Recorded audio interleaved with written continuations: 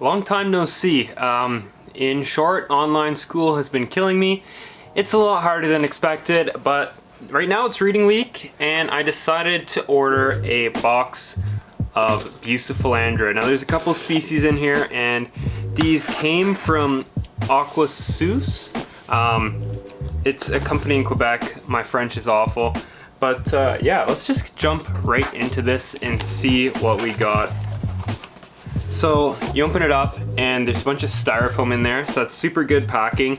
It'll keep the plants warm, especially because it's getting a lot colder now in Canada. I think today it's about 2 degrees Celsius, which is freezing. But here you have a little business card. There we go, finally, focuses. But if you want to go check them out, oh, there's a little discount code on there too. But anyways, yeah, business cards, and then we have the 2 clumps of Buce. Okay, so for starters, they threw in a little freebie. This is Buce Green Catherine. Super small little piece, but that's super awesome. I'll definitely find a use for that. And then, I guess I'll start off with the smaller of the 2 bundles I ordered. So this is Buce Biblis Petite. It's got nice small leaves, and they've got like a wavy texture to them. So I'm super excited to try that out. I've been looking for a bunch of smaller Buce varieties with smaller leaves, so I can use those for more so scaping. That's kind of what I was trying to focus on, less so crazy colors and more so good species that I could use in my scapes. And then we have Buce Dark Catherine, which is a nice black color. It's hard for the camera to pick up on.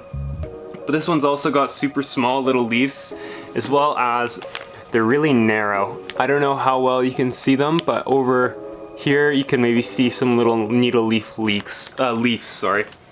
But yeah, that's super exciting. Oh, thought the bag was ripped open, but no, it's fine. So now I need to figure out where to put these. I don't have much room in my tanks. This was definitely a big impulse buy. I saw they got a new order of Buce, and I just went and bought a bunch of stuff. And I don't really know where I'm gonna put it yet. So that I definitely need to figure out. But I'll be showing that in this video. While we're down here, I figured we may as well show off the 40-gallon breeder. As you can see, it's doing super well. Still waiting for the carpet to fill out. I don't know if you can see over there, but on the rock, in focus right now, right about here, that is the Buce Sintang Red I got from Aquascape Room, and it's doing pretty well so far. A couple of them have flowered, and I really like the species because it has really nice big round leaves. Unfortunately, I'm having a bit of algae problems in this tank. Nothing you can see from far away, but a few of the leaves have a bit of dust algae on them. It's like black and dark green. But I'm trying to figure out what's causing that.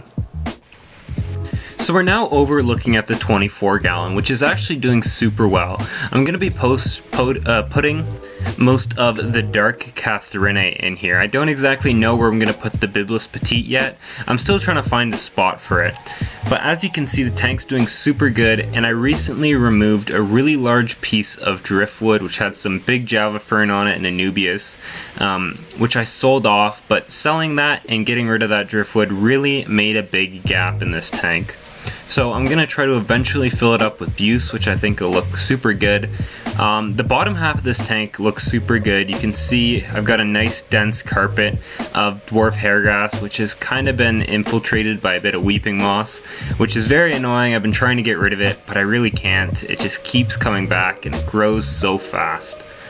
Here you can see Kenny, my betta fish. I've had him for a little bit now, and behind him you can see one of the new plants I added, which is Gradiola viscidula. I hope I'm pronouncing that right. It's a plant I don't really know too much about, so I kind of wanted to test it out in this tank and see how it does. And that piece of lava rock you can see back there, it's a lot bigger than you think, and that's what I'm going to be filling up with all the Buce I got. There's a zoom out.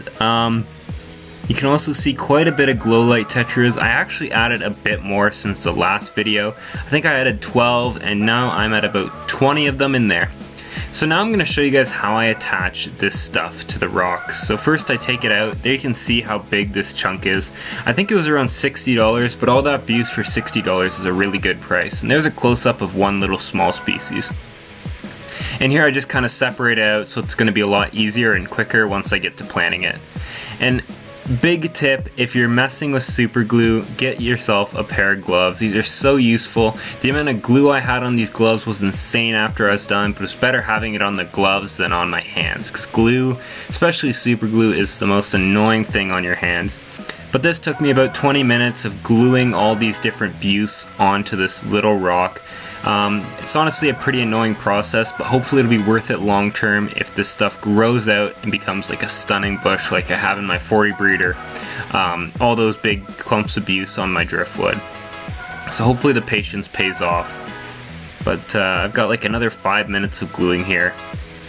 Now, as for the mini bibulus, I have an idea of what I'm going to do with it. I don't know if I want to spoil it or anything yet, but if you guys follow me on TikTok, you may see a little spoiler of some inhabitants I recently bought for a new tank setup. I still haven't got the tank in, but when I do, I'm going to be making something a bit different, and I'll be sure to show you guys here on YouTube. So here you can see the finished product of everything glued onto the rock. I didn't really have much more space to put it, so some of my buce I just put into an immersed setup, which I'm going to grow and use later on. But anyways guys, I'll have Aquaseuse's website down below in the bio if you want to check them out, because they still have quite a bit of buce, I'm pretty sure. But this was Caleb's Fish Tanks. Thank you guys so much for watching and sticking around, even though I'm not very active. I've got another video coming up soon, and you can check me out on Instagram or TikTok if you want more consistent videos. But yeah, peace.